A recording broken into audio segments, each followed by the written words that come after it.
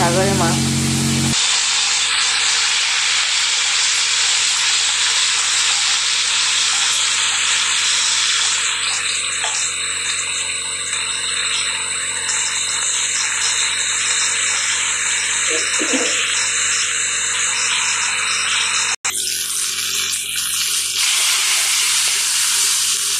সাগরে মাছ না ভাজলে মশলা গন্ধ করে, মাছের একটু গন্ধ। এই মাছ দিয়েও আমার যে গন্ধ লাগে, কিছু মাছ আছে গন্ধ।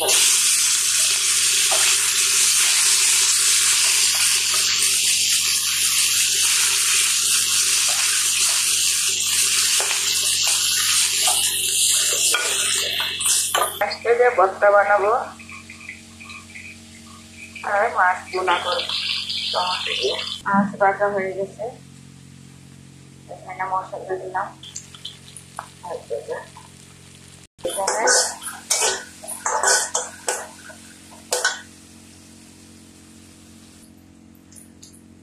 দিলাম,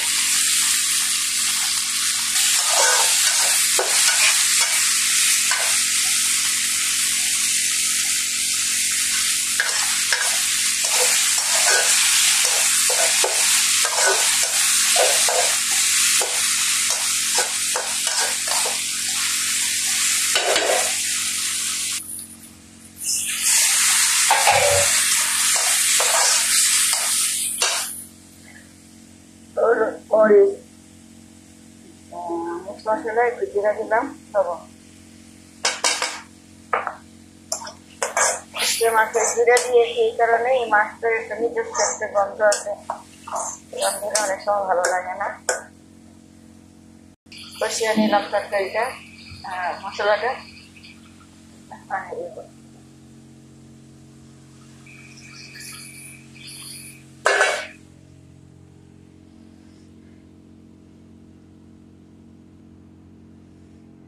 এখানে কাঁচামরিচ আর মাছ দিয়ে দিলাম।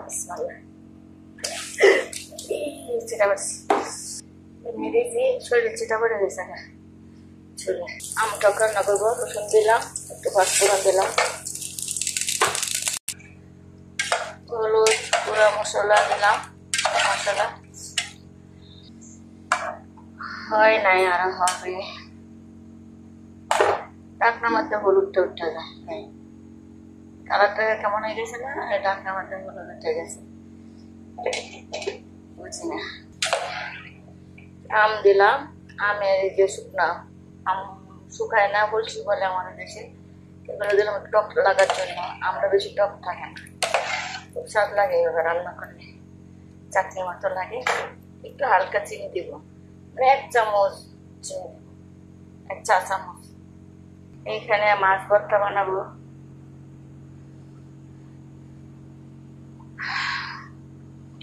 মাছটা ভেজে নিয়েছি, এগুলো আমার ছেঁচে নিব, নাহলে ওই শক্ত আর কাঁটা লাগবে দিকে আমার ছেঁচে নিয়ে যাচ্ছে।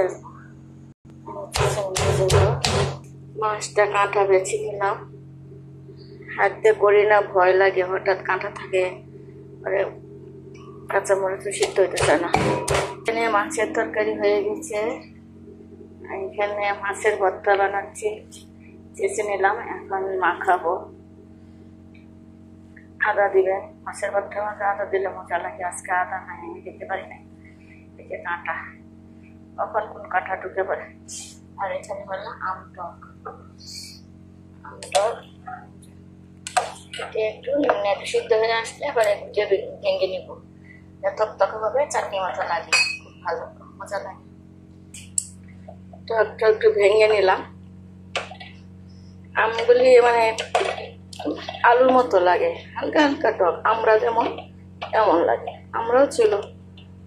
এটার মধ্যে এভাবে ভেঙে একটা চাটনি চাটনি আচার আচার ভাব লাগে, ভালো লাগে রাতটা খেলে। আর একটু 1 চা চামচ চিনি দিব। ঝাল টক মিষ্টি, হালকা হালকা মিষ্টি টক ঝাল, এটা আচারি ভাব লাগে, টেস্টি লাগে। এই যে ভেঙে ফেলছেন, ভাঙলে যে ঘন হয়। টক হয়ে গেছে দুপুরে রান্না আর মাছ ভর্তা। ভাত করে রেখে গেছি, 5 জন মানুষ, তরকারি এই যে এখন শুটকির তরকারিটা পুরা পুরা হয়েছে, যে কালকে রাত্রের তরকারি ছিল, এটা পুরা পুরা করলাম। এটা অনেক স্বাদ হয়, আমার পছন্দ। মানে শুটকি তরকারি পরের দিন ঝাল দিলে একটা মজা। ছোট মাছ, গরু গোস